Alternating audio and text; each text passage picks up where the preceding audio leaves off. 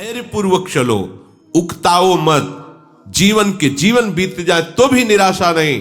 भजन कर रहे हैं, कोई गलत आचरण तो नहीं कर रहे जिसमें हम संशय करें। इससे बढ़कर के बढ़िया कोई काम तो है नहीं। इसलिए अगर ऐसा कोई हमें कार्य दिखाई देता कि भजन से बढ़कर कोई बढ़िया काम, तो इसको रोक करके उसको करके देखते हैं। सबसे बड़ा कार्य, सबसे महामहिम कार्य मनुष्य जीवन का भजन करना है, वो हम कर रहे हैं। प्रभु मिले ना मिले, हम भजन नहीं छोड़ने वाले। धैर्य पूर्वक बुद्धि को वश में कर लो। इस बात के लिए तुम्हें कभी वो विचलित न करे कि मुझे शांति नहीं मिली, आनंद नहीं मिला, भगवत साक्षात्कार नहीं हुआ, दिव्य स्वप्न नहीं आते, दिव्य महापुरुषों का संभाषण नहीं मिला, अभी हमें लीला दर्शन नहीं हुआ। बिल्कुल आप शांत रहिए, ये आगे से आगे आपको मिलता। और आपको एक आंतरिक बात बता दें, परमार्थ में प्रभु इसलिए आपको आपके सद्गुणों का अनुभव नहीं होने देते कि आपको अहंकार आ जाएगा।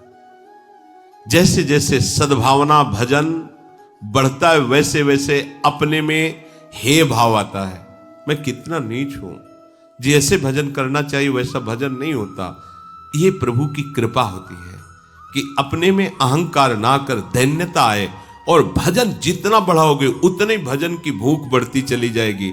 कभी आपको ऐसा नहीं आएगा कि मैं बहुत भजन करता हूं। जब आपको बात आएगी तो हृदय से आएगा कि जैसा भजन होना चाहिए वैसा नहीं होता। ये सच्चे भजनानंदी का लक्षण है। उसका हृदय बोलेगा चल रहा है, बस एक क्रिया मात्र चल रही, जैसा होना चाहिए वैसा नहीं हो रहा, क्योंकि उसके सामने वो महापुरुष हैं जो प्रेम रस में डूबे हुए हैं, देख रहा है उनकी स्थिति को, तो उसको अपनी स्थिति बहुत लघु लग रही है। प्रभु अहंकार अपने जनों में नहीं आने देते। संसार का महत्व हट रहा है, प्रभु का भजन बढ़ रहा है, यही हमारा परम लाभ है, परम सिद्धि है। तो शनै शनै रूपर में तो धीरे धीरे तुम विषयों को छोड़ो।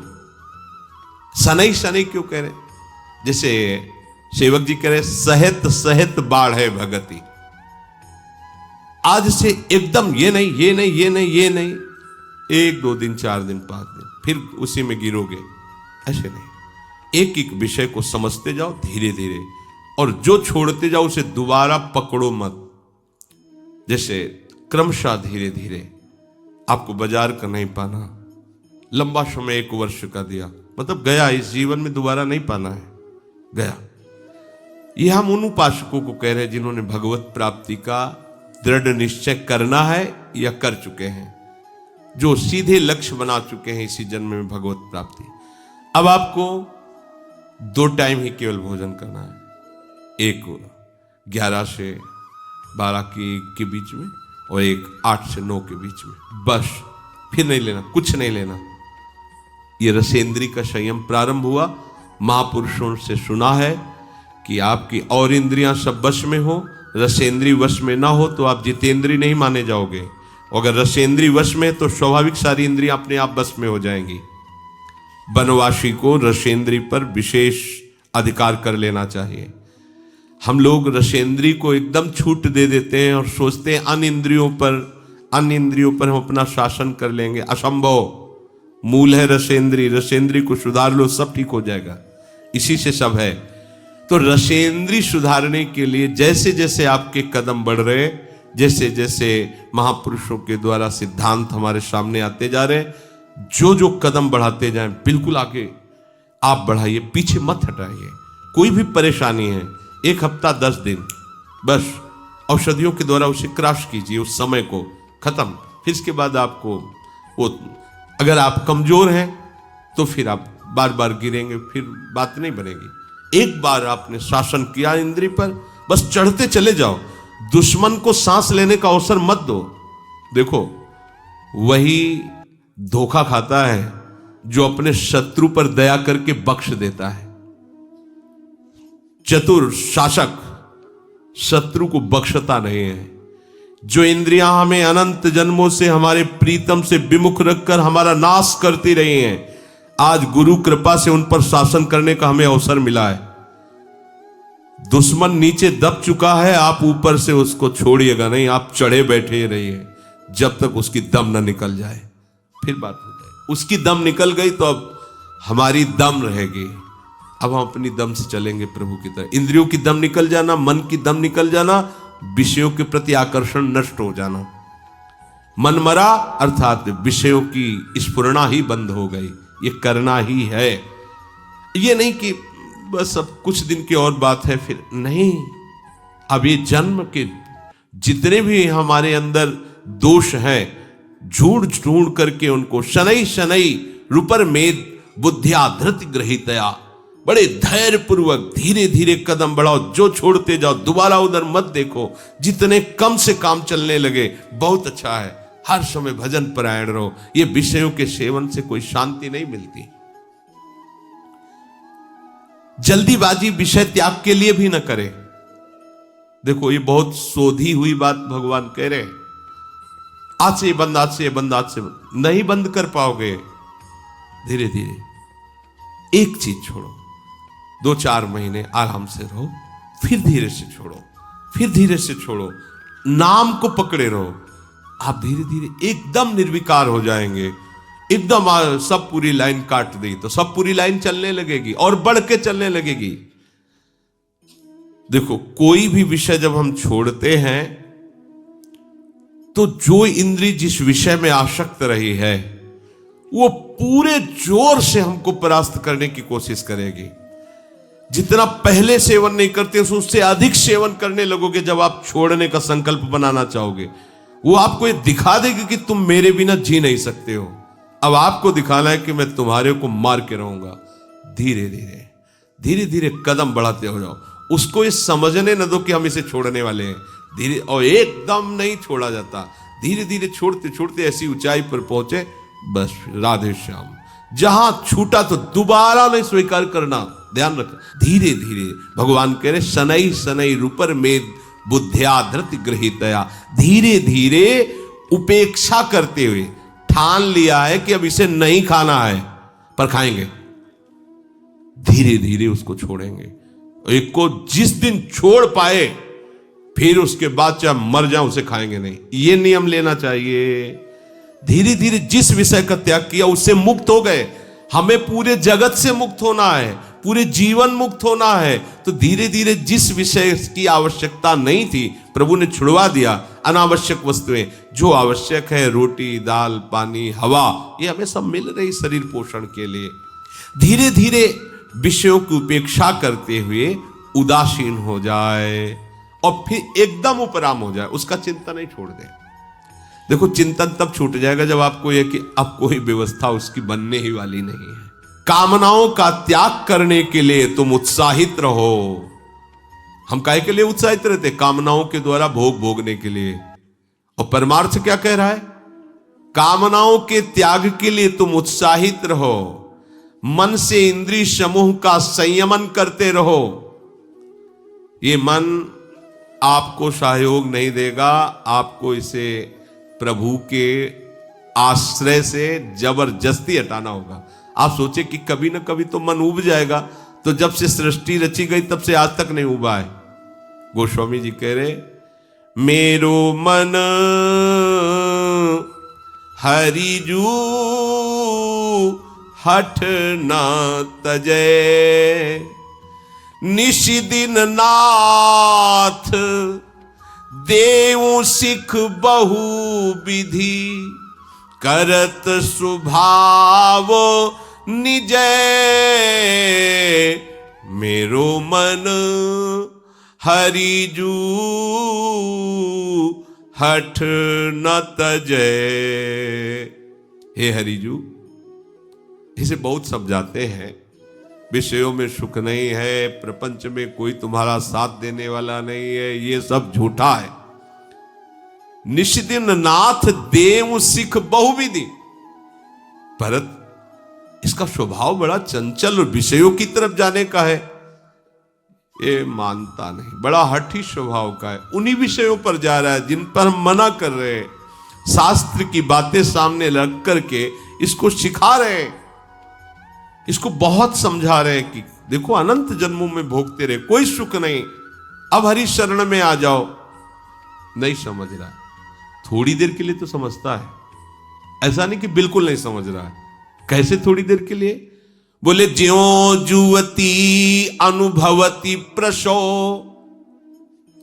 अति दारुण दुख उपजय, हुए अनुकूल विषारी सूल सठ, पुनि खल पति ही भजे, मेरो मन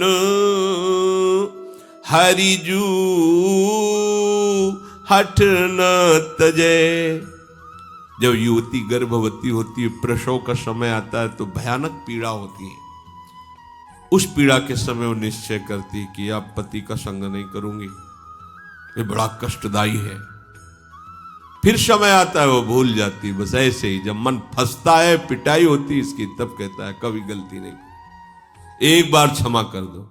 और जहां फिर समय मिला, फिर वही चला जाता है। होए अनुकूल विषार शूल सट पुनि खल पति ही भजय। हे नाथ, इसे बहुत जगह ठोकरें मिलती, लाते खाता है, पर ये वापस आने की सोचता ही नहीं। बड़ा विचित्र मन है। कह रहे इसे बहुत समझा रहा हूं, ये बड़ा विचित्र मन है। ये 100 जूता खाएगा, फिर भी वहीं जाकर के बैठेगा, पैर छूने की कोशिश करेगा कि मुझे बैठे रहने दीजिए उन्हीं विषय द्वारों पर। लोलुप भ्रम ग्रह पशु ज्यों जहां तहां, सिर पद त्राण बजे। पदत्राण जूता को कहते हैं, सिर पद त्राण बजे। जूते का प्रहार खोपड़ी में खाकर फिर भी 100 जूता खाए, तमाशा घुस के देखे जाए। गांव की कहावत में ये मन की दशा ऐसी है। ये विषय लोलुप मन बार बार, आप देखो 5 मिनट के अपराध में पूरे जीवन के लिए सजा हो जाती है। 5 मिनट के मन के अधीन होने पर ऐसी क्रिया बन जाती है जिसका परिणाम होता है पूरे जीवन के आजीवन कारावास। सोचो, 5 मिनट हम नहीं संभाल पाए तो आजीवन हमको दंड भोगना पड़ा। और अगर ये जन्म नहीं संभाल पाए तो हमें कितना बड़ा दंड मिलेगा। आप यही की बात समझना। अच्छा, आपको लगता है कि हमारी कोई बात जान नहीं रहा, हमें तो कोई सजा नहीं मिली, हम तो यहां स्थूल कानून है। एक सूक्ष्म अदालत है जिसमें किसी गवाही की जरूरत नहीं है, किसी रिपोर्ट की जरूरत नहीं है, किसी भी वकील की जरूरत नहीं है। बिना वकील के, बिना गवाही के, बिना किसी कानून के अपने आप वो आपको सिस्टम पहुंचा देगा उसी दंड पर। एक 5 मिनट की गलती जीवन की खुली तो आजीवन कारावास, और आजीवन पूरा तुमने बर्बाद किया भगवत विमुख होकर, तो इसका दंड यमपुरी में मिलेगा। ये कल्पों में मिलता है, कल्पों में। बोले 5 मिनट की गलती के कारण तुम्हें आजीवन कारावास, और पूरे जीवन भगवत विमुख रहकर गंदे आचरण करते रहे, कोई नहीं जाना माना, निकल गए यहां से तो निकल गए, लेकिन वो सूक्ष्म अदालत जो यमपुरी है, वहां तुम्हें कल्पों की सजा होती है। वहां ये तुम्हें लगता होगा कल्पों की कैसे? ऐसे ही जैसे 5 मिनट के गंदे आचरण का फल आजीवन कारावास, ऐसे ही पूरा जीवन तुम्हें भगवत भजन के लिए दिया गया था, अपने उद्धार के लिए दिया गया था, और तुमने मनमानी धर्म विरुद्ध आचरण किए, तो फिर धर्मराज जो भगवान के परम महाभागवत भक्त हैं, वो फिर इसका निर्णय करते। 1 सेकंड में करोड़ों जीवों का निर्णय हो जाता है। 1 सेकंड में करोड़ों जीवों का। वो ऐसी थोड़ी सरकार कि वहां कंप्यूटर चलाना पड़े, नहीं। हाँ भाई वकील तुम बोलो, वो बोलो, नहीं। वहां तो 1 सेकंड में करोड़ों जीवों का हिसाब होता है। पूरी सृष्टि का न्यायालय है वो, पूरी सृष्टि का, और लगातार चलता ही रहता है वहां। और वहां मरना है नहीं, वहां केवल दंड ही दंड है, भोगना ही भोगना है, सांस लेने का भी सुख नहीं है। भयभीत हो जाओ जैसी हित हरिवंश हित सजनी स्वरूपा महाप्रभु ने ये कहा, बहुत बड़ी बात कह दी। प्रिया प्रीतम के सुख का वर्णन करने वाले महापुरुष थोड़ा सा संकेत, जैसी हरिवंश नरक गति दुर्बर। नहीं मानता है मन। हम अपनी इंद्रियों की गंदगी ये साफ करें, जो इंद्रियां बार बार गंदे विषयों की तरफ जा रहे हैं, और इसकी सफाई के लिए समर्थ है नाम। नाम, निरंतर नाम। भूलिए मत, घाटा मत कीजिए। ये परम धन है, सच्चिदानंदमय। त्रिकाल में भी, महाप्रलय में इस नाम का नाश नहीं होता। ये सुरक्षित रहेगा, आप जहां भी होगे आपके पास रहेगा, ये आपकी सुरक्षा करेगा, आपको सुख प्रदान करेगा। ये आपका बल है, ये नाम ही बल है। वो बड़े अभागी हैं जो इस बल को न रखकर और बल को रखते हैं। अपबल, तपबल और बाहुबल, चौथो बल है दाम। सूर किशोर कृपाते सब बल, हारे को हरि नाम, ये है सब बल। पर जो इधर से हार गया है जगत की तरफ से, थक गए प्रभु, मेरे नेत्र, मेरे हाथ, मेरे पैर, मेरी बुद्धि, मेरा बल सबने साथ छोड़ दिया, तब ये नाम का बल पकड़ा जाता है। अभी आप थोड़े बारे कोई न कोई बल का आश्रय लिए, इसलिए नाम को भूल जाते नहीं। कैसे भूल सकते हैं? महाबल नाम है, तत्काल रक्षा करता है, सर्व सामर्थ्यशाली है। अपने लोग इतनी महामहिम नाम की महिमा सुनकर के भी प्रीति नहीं कर पा रहे। दुर्भाग्य नहीं तो और क्या है। नाम को छोड़कर और कुछ बोलते हैं, और कुछ सोचते हैं, और कुछ चिंतन करते हैं, राग द्वेष का चिंतन करते हैं, भोगों का चिंतन करते हैं। अभी मूढ़ता छोड़ नहीं पा रही, हमारी बुद्धि इस मूढ़ता को नहीं छोड़ पा रही। तो भगवान कह रहे छोड़ो, श्री भगवान कह रहे बुद्धि में ऐसा धैर्य रखो, धीरे धीरे इन विषयों को छोड़ते चले जाओ, इनसे उपराम होते चले जाओ। एकमात्र अपने आराध्य देव युगल सरकार में सम्यक रूप से बुद्धि की स्थापना कर दो। धीरे धीरे विषय छोड़ने की बात कही गई। एकदम उकताया हुआ हाथ छोड़ा, 10 दिन बाद फिर उसी में गिर गए, ऐसा नहीं। क्रम से धीरे धीरे जितना पैर आगे बढ़ाओ, फिर पीछे मत हटाओ। जो छूटा उसे दोबारा सेवन मत करो। वो हमारा जीवन नहीं है, उसके बिना हमारा जीवन चल जाएगा, लेकिन प्रभु के बिना हमारा जीवन नहीं चलेगा। संसारी आदमी का जीवन प्रभु के बिना चल रहा है, ऐसा अनुभव में आता है उसको। रुपया नहीं तो जीवन नहीं, रिश्ते नाते सने संबंधी नहीं तो हमारा जीवन नहीं, भोग सामग्री नहीं तो जीवन नहीं। तो फिर क्या आत्महत्या कर ले? यही हो रहा है। लेकिन वास्तविक बात है, प्रभु नहीं तो हमारा जीवन नहीं, उन्हीं से हमारा जीवन। जब ये समझ जाओगे तो ये बात नहीं आएगी कि मैं अपने शरीर को नष्ट कर दूं। आपका हृदय किसी भी परिस्थिति, किसी भी समस्या में हो, आनंदित रहेगा, क्योंकि आपके जीवन धन आपके साथ है। और वो जीवन धन कौन है? जो अनंत ब्रह्मांडों के स्वामी। तो कमी क्या? फिर क्या कमी? फिर उदासता कैसी रहेगी?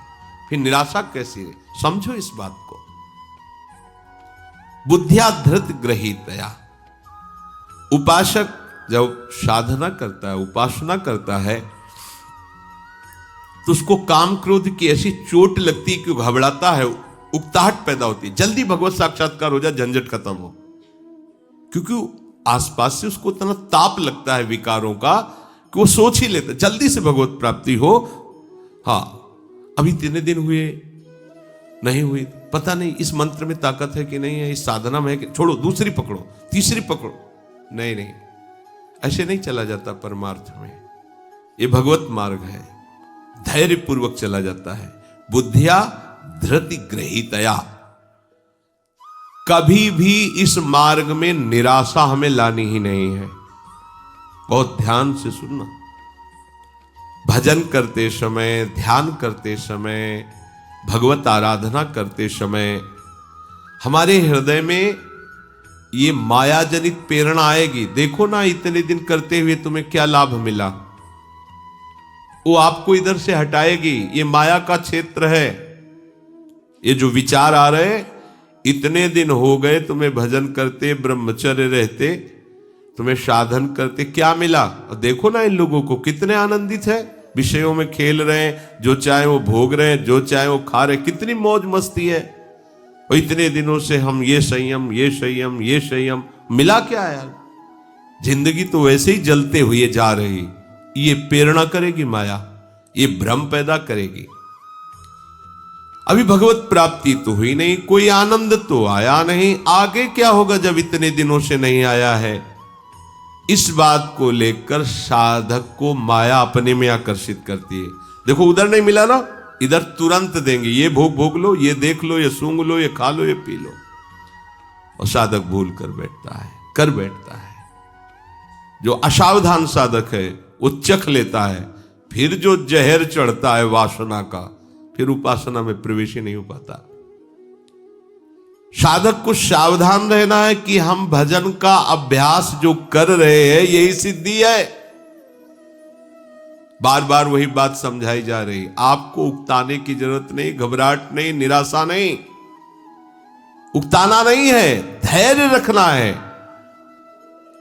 बिल्कुल साधन में सफलता नहीं मिल रही, बहुत समय तक सफलता नहीं मिल रही, अर्थात कोई दैवी संपत्ति नहीं दिखाई दे रही, कोई भगवद आनंद नहीं लग रहा, फिर भी सत्य है नाम, सत्य है धाम, सत्य है भगवत मार्ग, चुपचाप चलते रहो, तुम्हारे अशुभों का नाश हो रहा है, तुम्हें पता नहीं चल रहा है। तुम्हें विफलता दिखाई दे रही है लेकिन उसमें सफलता है, तुम्हें समझ में नहीं आ रहा। माया में सफलता दिखाई दे रही लेकिन तुम विफलता है, तुम्हें समझ में नहीं आ रहा। वर्षों के वर्षों बीत जाएं, शरीर भले छूट जाए, परवाह नहीं, पर भजन नहीं छूटने देंगे, कुछ लाभ मिले या ना मिले। ये इस मार्ग का उपासक कैसा धैर्यवान होता है। पूज्यपाद श्री उड़िया बाबा जी महाराज जब साधन काल में साधना करते थे तो एक छवि ऐसे रखते थे महात्मा बुद्ध की, और ये श्लोक उस छवि के ऊपर लिखा हुआ था, और उस छवि में महात्मा बुद्ध की हड्डी हड्डी केवल शरीर में रह गई थी, शुष्क एकदम शरीर सूख गया था, कृष्ण एकदम शरीर, आंख मूंदे हुए एक वृक्ष के नीचे बैठे हुए, ऊपर ये श्लोक लिखा हुआ था, इहासने शुष्यतु मे शरीरम त्वगस्थिमांशं प्रलयं च यातु अप्राप्य बोधम बहुकल्प दुर्लभम नैवासनात् कायमिदं चलिष्यति। इसी आसन पर बैठे हुए मेरा शरीर सूख जाए, चमड़ी मांस हड्डी तक गल जाए, नष्ट हो जाए, पर जब तक ब्रह्मबोध नहीं होता तब तक मैं उठने वाला नहीं। ये महात्मा बुद्ध जी ने पहला संकल्प किया था जब घर से निकलकर एक आसन पर बैठे, तो ये संकल्प, इहासने शुष्यतु मे शरीरम त्वगस्थिमांसम प्रलयम च याति। ये त्वगेंद्री, ये अस्थि, ये मांस, ये सब गलित हो जाएं, तो भी जब तक भगवत साक्षात्कार नहीं होगा, ब्रह्मबोध नहीं होगा, तब तक मैं इस आसन से उठने वाला नहीं। बहुकल्प दुर्लभम, जो बहुत कल्पों में नहीं प्राप्त होता, अगर वो इसी जन्म में प्राप्त हो जाए तो कितना सस्ता होता है। हम महीने, 2 महीने, 4 महीने, 6 महीने में घबराने लगते हैं, कोई हमारे को दिव्यता अनुभव में नहीं आ रही।